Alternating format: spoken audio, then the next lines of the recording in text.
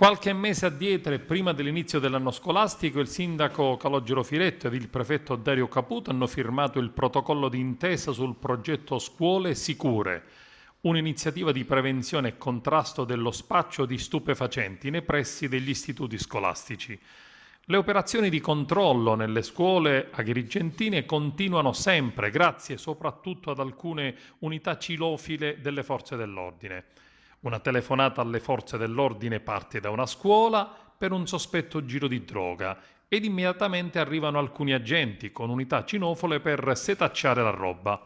In una scuola superiore è stato trovato un tocchetto di hashish, qualcuno alla vista dei poliziotti scappa e butta via la roba. Subito dopo arriva Eschilo, il cane intelligente della Guardia di Finanza, annusa il pacco e la busta addosso ad uno studente, alcune volte anche spesso minorenne.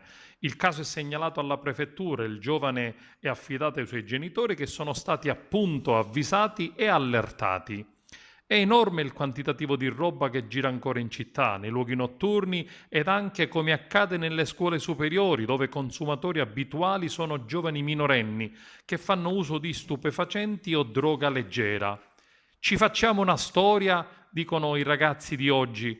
Ad ogni controllo nelle scuole salta fuori la roba, sostanze stupefacenti che nella maggior parte dei casi vengono trovate abbandonate. E questo perché gli studenti alla vista dei poliziotti scappano, ma talvolta qualcuno viene trovato ancora in possesso di hashish o marijuana e scatta subito dopo la segnalazione e la denuncia alle prefetture come consumatore abituale di droga. Ed è quello che è accaduto nella ultima verifica fatta dai poliziotti della sezione volanti della questura di Agrigento in un istituto scolastico superiore nel cuore della città. I controlli sull'operazione Scuole Sicure sono disposti dal questore Rosa Maria Iraci, che sta lavorando parecchio sulla materia di contrasto all'uso di stupefacenti tra i giovani, con l'ausilio di tutte le forze dell'ordine impegnate nel territorio e dell'Ufficio Prevenzione e Soccorso Pubblico e con il prezioso aiuto delle unità cinofile.